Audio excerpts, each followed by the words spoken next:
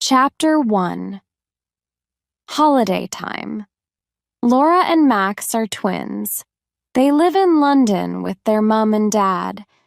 They always have interesting adventures on holiday. They visit different cities and countries. This summer, they are going to stay in a small cottage in the country. The cottage is in a village called Stonecross near Salisbury. Max and Laura aren't very happy. "Boring," says Max. He looks at the map. The cottage is in the middle of a field. What can we do in the middle of a field? "Why are we going there?" asks Laura. Their dad is very tired. He says he wants to relax and to sleep a lot. Their mom loves the country. She wants to walk and paint. "It is a very beautiful part of England," she says, "full of culture, tradition, mystery." "Mystery?" say Max and Laura together. "Mystery? Okay, let's go." Chapter 2. Stonecross. The next day, Uncle Stephen and Auntie Barbara arrive. They have lots of suitcases. This year, the two families are going on holiday together. Mom drives her car. Dad sleeps. Dad always sleeps. Uncle Stephen and Auntie Barbara follow in their slow, old car. 2 hours later, they arrive at Stonecross and find their cottage in the middle of a field. There are green hills, beautiful cottages, flowers, sheep, and cows everywhere. "It's lovely," say Max and Laura. "It's perfect," say Mom and Auntie Barbara. Dad says nothing. He's sleeping in the car. "What do you think, Stephen? Do you like it?"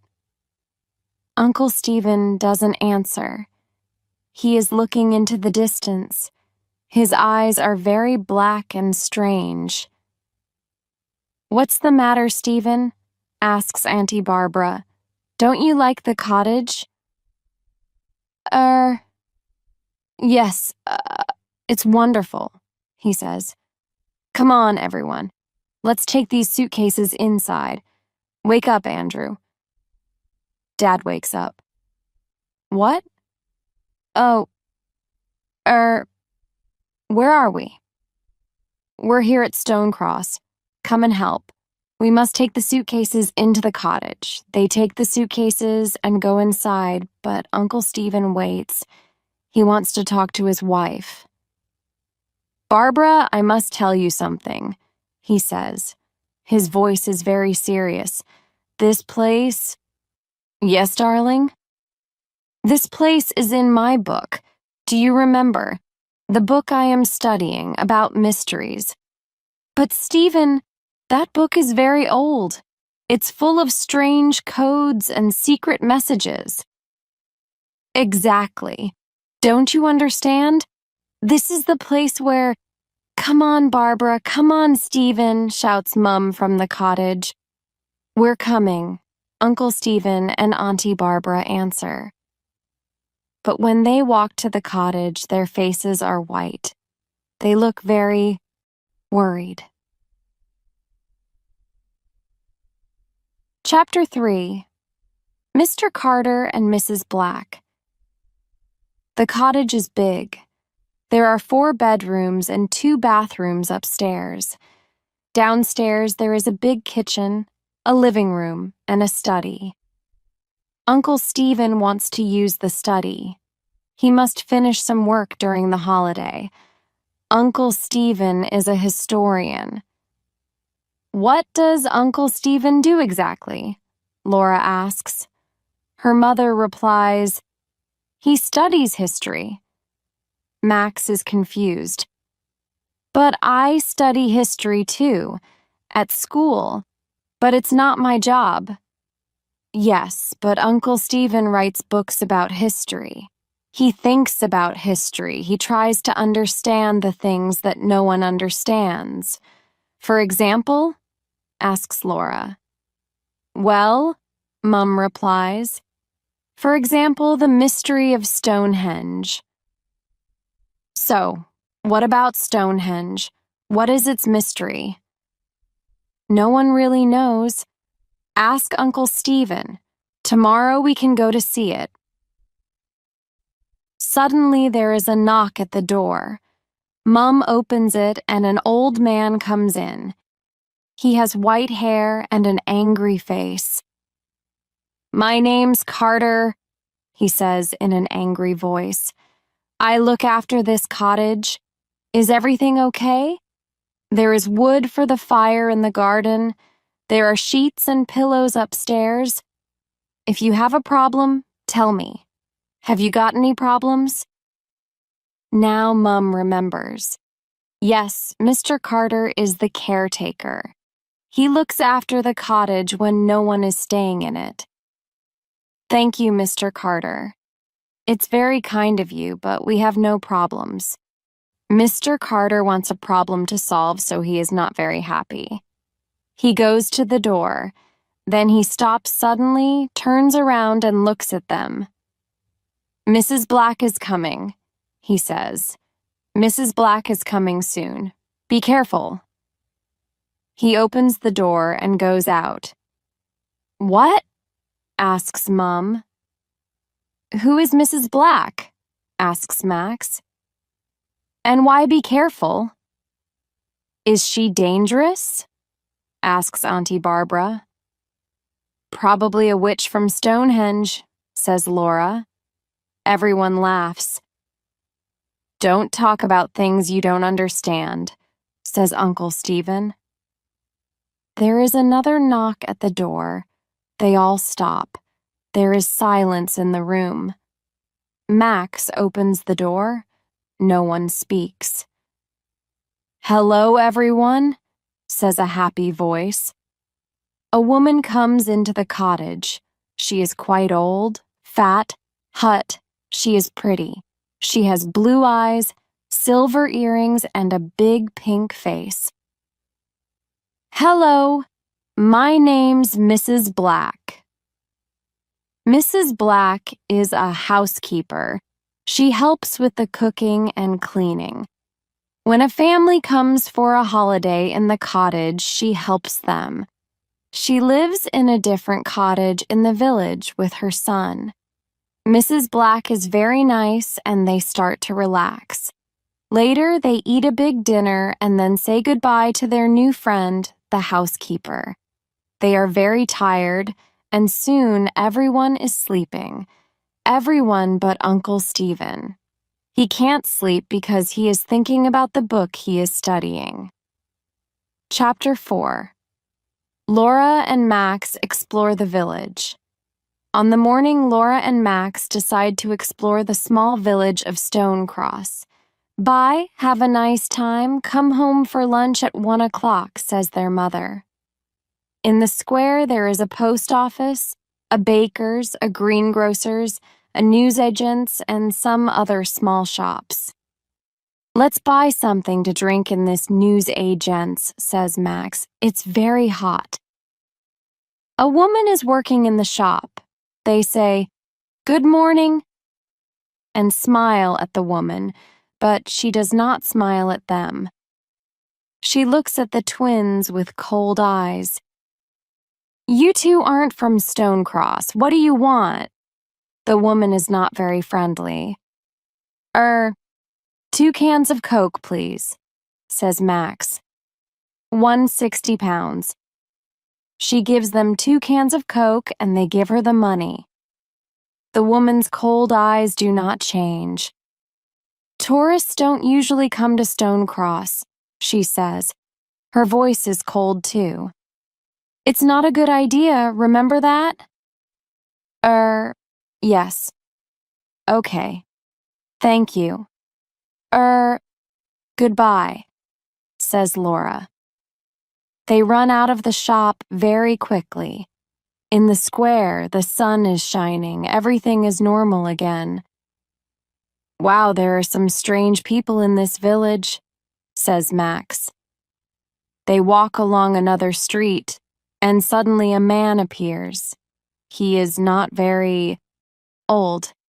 He is wearing a dark suit and a tie with a strange design on it. The twins stop. The man smiles. He says, "Hello, hello, two explorers in Stonecross. Are you on holiday? Are you having a nice time?" "Yes, yes, thank you," replies Laura. "My name's Martin Knight. What are your names?"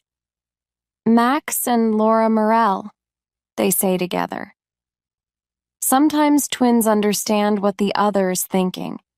Sometimes they speak together. Morell? Is your father the famous historian? Stephen Merrill. No, he's our uncle, not our father. He's on holiday with us in Stonecross.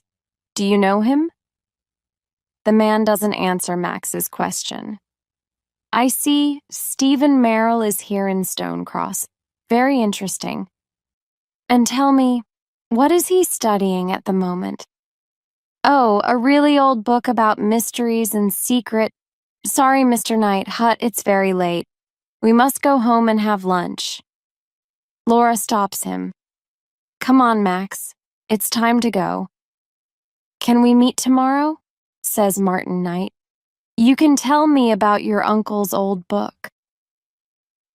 Okay, says Max. Come on, Max, says Laura, and the twins go back along the road. Sorry, Max, but I don't like that man, explains Laura. He wants to know about Uncle Stephen and his hooks. But Uncle Stephen is very famous. Lots of people want to know about him. I know, but this man is different. I can't explain why. Not everyone is strange in Stonecross. Think of Mrs. Black. She's a nice, normal woman. Yes, you're right, sorry, but now it's 1:45 and we must go home. Chapter 5. A visit to Stonehenge. When the twins get home, everyone is waiting for them. Mrs. Black is there too. What do you think of our little village? She asks. The village is lovely. Some of the people are strange, replies Laura. Mrs. Black laughs. I know. Don't worry about the people. They don't see many tourists. Not many people come to Stonecross. Are you ready to go to Stonehenge this afternoon? Asks Auntie Barbara. Mrs. Black says, you're going to Stonehenge. It's nothing special, a circle of old stones. That's all. Stonehenge is near the village of Stonecross. They take the cars, and in 20 minutes they are there. Laura suddenly shouts, Look, there it is! There it is! And down in the valley, they see Mrs. Black's circle of old stones. It's spectacular, says Uncle Stephen. It's incredible, says Mum. It's magnificent, says Auntie Barbara. Wow, says Laura. It's not very big, says Max. Shut up, Max, says everyone. Andrew, what do you think? Do you like Stonehenge? Andrew? Dad doesn't answer. He is sleeping in the car. Andrew, wake up now! This time, Mum is very angry. Around the stones, there is a fence. People can't touch them, they can go very near and take photographs. Let's get an audio guide, suggests Mum. You listen and it tells you the story of Stonehenge. Everyone gets an audio guide and they start to walk around the enormous stone circle. Uncle Stephen walks in the opposite direction and looks at his old book of mysteries. He reads something and then looks at the stones. Then he walks away. He looks at the hills and the trees near the stones. 3 hills around the stones? Yes. It is a type of triangle, he says to himself. Then he looks at the stones again. Uncle Stephen is thinking. Half an hour later, the others return. Stonehenge is fantastic, they say, but Uncle Stephen is not listening. He is reading his book again and looking at the stones and the hills around them. Time for something to drink, says Mum. They all walk to the small cafe near the tourist shop. Come on, Stephen. Are you coming with us? Finally, Uncle Stephen puts his book in his bag and follows the others.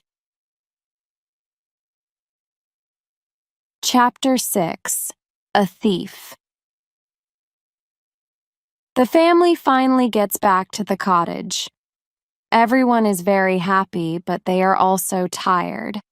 The sun is shining and everything seems in perfect order.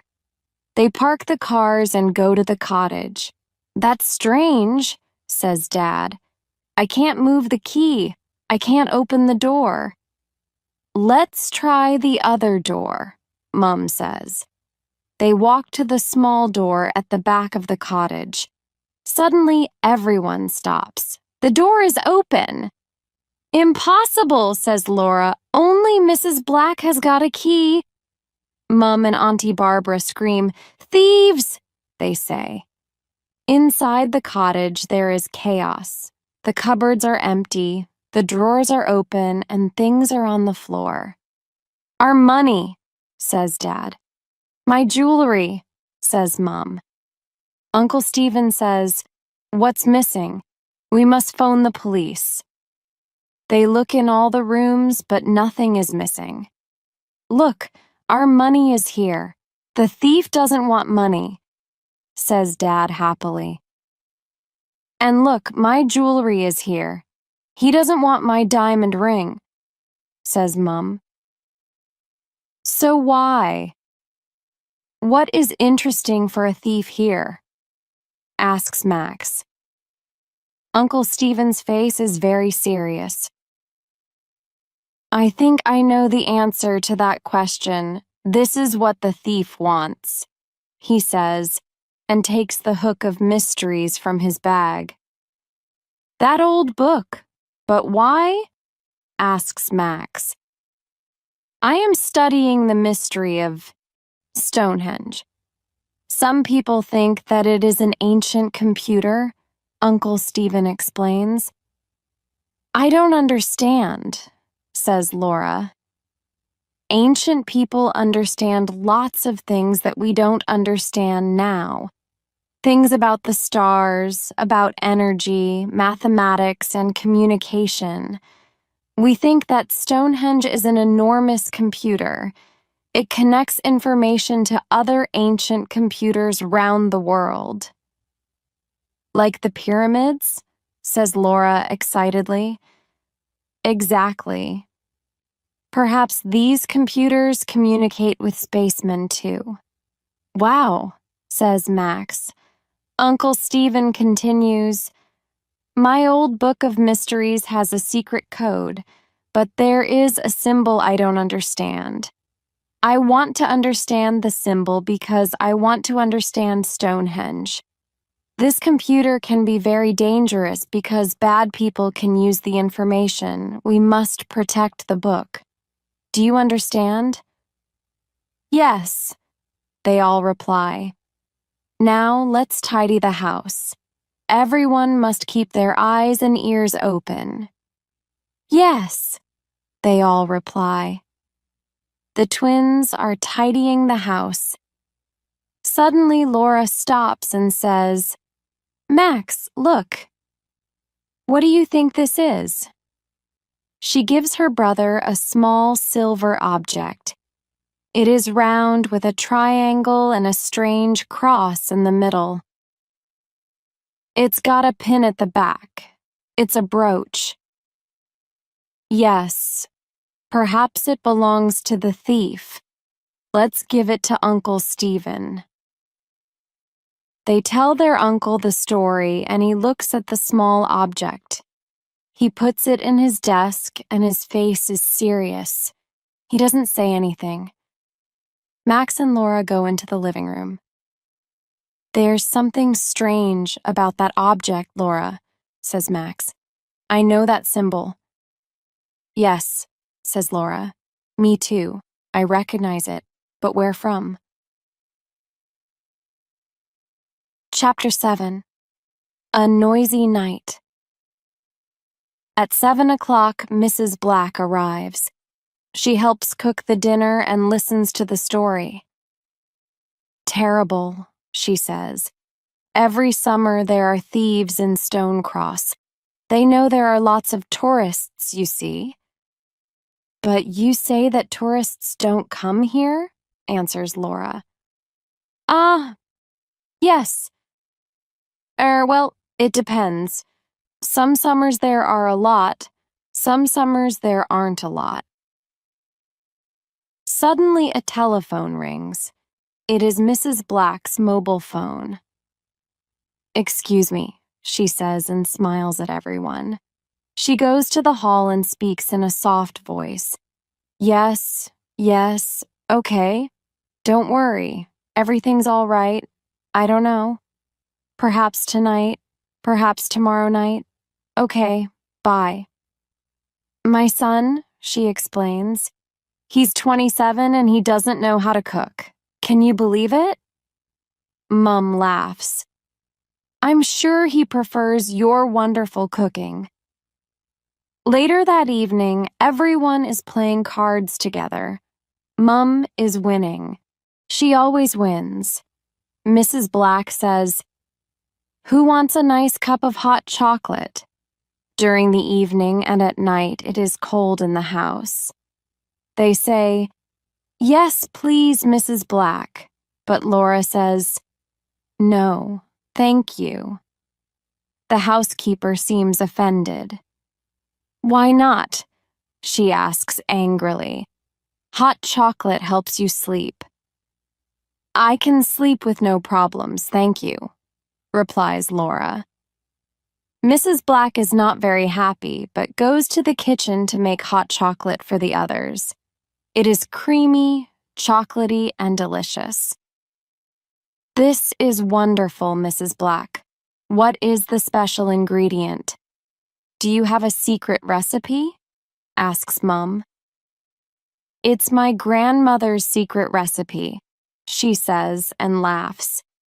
She says goodnight and goes home. Soon, everyone is very sleepy and goes to bed. Only Laura isn't tired. It is the middle of the night. Outside, the sky is full of stars, but there is no moon. Everyone is sleeping. Mum is dreaming and Dad is snoring. Suddenly, Laura sits up in her bed. There is a noise. Someone is downstairs. She relaxes. It is probably her father. He sometimes gets up and sleepwalks. But no. She can hear her father. He is snoring in his bedroom. She gets up very quietly. Yes, there is someone. The noise is in the study. She goes downstairs. She is very quiet. When she's outside the study, she stops and listens. She hears the sound of paper. I must be brave, she says, and pushes the door open quietly. Stop, thief! She shouts. But to her surprise, she sees Mrs. Black. She is sitting at Uncle Stephen's desk reading his notebooks. Oh, Mrs. Black, it's you, says Laura. Hello, Laura. I can't find my car keys. Perhaps they are here. I don't want to disturb everyone. Oh, all right, says Laura, but then she remembers Mrs. Black hasn't got a car. At that moment, Dad and Uncle Stephen arrive. They think there is another thief. Dad smiles and laughs. Pooh, it's Mrs. Black. Hello, Mrs. Black, you're working late tonight. Uncle Stephen doesn't laugh. What are you doing in my study, Mrs. Black? He asks. She tells him the story of the car keys. Uncle Stephen replies, Tomorrow we can all look for the keys together. Now it's time to sleep. Good night, Mrs. Black. He opens the door and the housekeeper goes out. She doesn't look at Uncle Stephen when she says, Good night, everyone. Chapter 8. Now I remember. For 2 or 3 days, everything is normal and everyone is happy. Mrs. Black says her son has got the car keys and they aren't lost after all. Laura looks at Mrs. Black but decides not to say anything. On Wednesday afternoon, Mom and Dad go walking. Dad wants to sleep hut. Mom says, No, Andrew, you can't sleep all holiday. All right, he replies, but he is not very happy. What about you, Stephen? Come with us. No, thank you. I must work. Auntie Barbara laughs and says to Mom, Sarah, your husband sleeps all the time and my husband works all the time. Don't laugh, Barbara, replies Uncle Stephen. My work is very important. Everyone laughs. Sometimes Uncle Stephen is very funny. Humph, today I want to work a lot. Please don't disturb me, he says and goes to the study. Can I come with you two? Asks Auntie Barbara. Of course, they reply. They all put on their walking boots and say goodbye to the twins. Max and Laura decide to explore a different part of the village. In the village, there is a small hill. It is a strange shape, and on the top there is a stone cross. The village probably has the name Stone Cross because there is a stone cross on the hill, says Laura. Very clever, Sherlock, says her brother. They look up to the cross on the hill. 2 people are talking near it. The sun is behind them and the twins can't see very well. Who are those 2 people, they ask together. Mrs. Black and Martin Knight, let's go and listen, says Max. No, Max, says Laura. We mustn't listen to... Suddenly she stops. Her face is white. Max, now I remember. Max's face is white too. He remembers the same thing. I know, me too. The symbol. Yes, I know where it comes from. Yes, Mrs. Black's earrings. It's the same symbol. What? I remember it from Martin Knight's tie. What?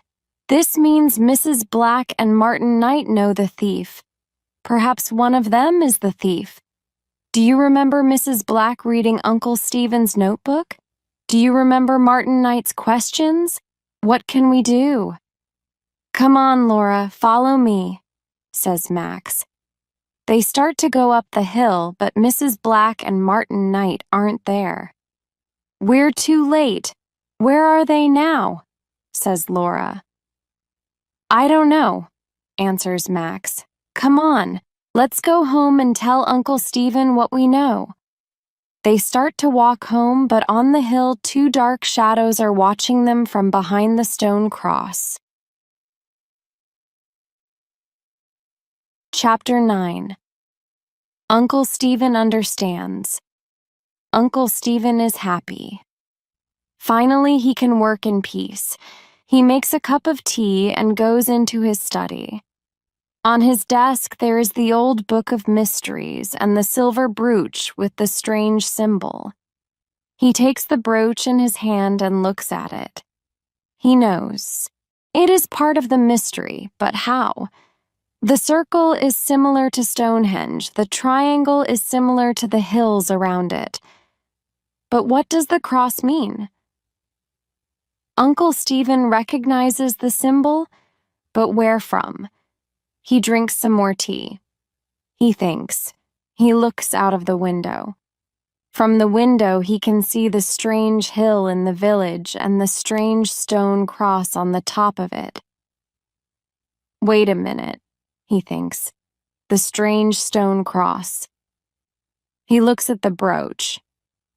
Yes, it's the same. He quickly turns to a page in his old book of mysteries. He reads something and shouts, "Yes! Now I understand! Now I understand! I must telephone Professor Johnson in London." He takes the phone and calls the number. "Hello, Professor. It's Stephen Merrill here. Listen, we must meet. Can I bring the book to you in London? It's not safe here. There's a train at 5 o'clock this evening. It gets to London at 7 o'clock. Yes. See you at the station. Goodbye, and thank you." He puts the phone down and picks up his cup of tea. "I'm sure that tea's cold now," says a cold voice behind him. He turns quickly and sees the shadow of Mrs. Black in the door. "What are you doing here?" he asks angrily. "You don't work today. What do you want?" Mrs. Black's earrings shine in the sun. "You know what I want, Morel," she says. "Give me that book." Chapter 10. A doctor's visit, Max and Laura play near a river for some time. Later, go back to the cottage. Everything is quiet. They don't have a key, so they knock on the door. Nobody answers. They knock again, and Mrs. Black answers the door. She is wearing an apron, and she has a rolling pin in her hand. She says, "Hello, children. I'm making a delicious chocolate cake for lunch. Your Uncle Stephen doesn't feel very well. Your parents aren't here, and I want to help." "What do you mean?" "Uncle Stephen's fine," says Max. "He has a headache and a temperature," Mrs. Black replies. "He works too hard." This is very strange. Uncle Stephen is never ill. Max and Laura don't believe the housekeeper. "I want to talk to my uncle," says Laura. "Me too," says Max. Mrs. Black is a big woman. She stands in the door and the twins can't pass. "It's not a good idea," she tells them. "Your uncle is upstairs. He's resting." "I want to see my uncle. Now," repeats Laura. "You can't see him. There is a doctor with him now," Mrs. Black shouts. Laura pushes the woman and she falls to the floor. Max runs past her too. They go to the study hut. Their uncle is not there. They run upstairs. "Uncle Stephen, are you all right?" shouts Laura, but there is no answer. Max opens the bedroom door. Uncle Stephen is lying on the bed. He cannot move his arms or legs because there is a rope around them. There is a big hump on his head and his eyes are closed. "Is he dead?" asks Laura in a frightened voice. "No, he's sleeping," Max replies. "Look, he's breathing." "Yes, he's sleeping," says a familiar voice. They look up and see a man in the room. "Martin Knight," they say together. "Oh yes," he laughs. "Your uncle is sleeping. Now we can take his book and discover the secret of the stones. Now no one can stop us, especially two stupid children." At that moment, Mrs. Black arrives. "I see you know my son," she says. She is holding the rolling pin. Suddenly, Max understands what she wants to do. "Quick, Laura!" He pushes his sister to the floor. The rolling pin misses Laura's head. Max jumps up. He tries to take the rolling pin from Mrs. Black. Laura gets up and starts to run away. Martin Knight tries to stop her, but she is very fast. Suddenly outside they hear the sound of a siren. It is a police car. "Quick, the police!" shouts Martin. He and Mrs. Black run. When they arrive at the door, there are two policemen waiting for them. They put handcuffs on the two criminals and push them into the police van. Laura telephones for an ambulance for Uncle Stephen. Max speaks to the policeman. "Thank you," he says, "but I don't understand. Why?" He stops. Under a tree in the garden, he sees an old man. "Mr. Carter." Mr. Carter comes and talks to Max. "Remember, Hoy, you must tell me your problems," he says. "I know these people, I know this place, I know when there's a problem." "Thank you," says Max. "You're welcome." The old man smiles. "Now, how about a nice cup of tea?" Chapter 11. The Secret of the Stones. The next day, everyone is at the hospital. Uncle Stephen is in bed. The doctor says that there is only one problem: the big bump on Uncle Stephen's head. Uncle Stephen opens his eyes. "Hello, Barbara. What day is it?" "It's Thursday, darling." "Oh, hello, Andrew. Hello, everyone. What are you doing here? Don't you have school today, children?" "It's the summer holiday," Laura replies. "We're in Stonecross, remember?" says Max. "Stonecross? Holiday? No, I don't remember. We're in London, I think." Uncle Stephen doesn't remember. He doesn't remember about the holiday, about Mrs. Black and Martin Knight, and most important of all, he doesn't remember. He doesn't remember about the holiday, about Mrs. Black and Martin Knight, and most important of all, he doesn't remember about the secret of the stones. "You remember the symbol, the brooch, the old book of mysteries?" they ask him. He smiles and says, "No, sorry." A policeman arrives. He tells them that the two criminals, Martin Smith and his mother, Dorothy Smith, are part of a secret organization. The name of the organization is the Black Knights, he says. They want to find the secret of Stonehenge and use the secret to become rich and powerful. Mr. Merrill is the only person who knows the secret "But I don't know the secret," says Uncle Stephen. "I'm sorry, everyone, but I can't remember." "Perhaps it's the best thing," says Auntie Barbara. "The stones can keep their 5,000-year-old secret. It's not right to take it from them now." Everyone agrees.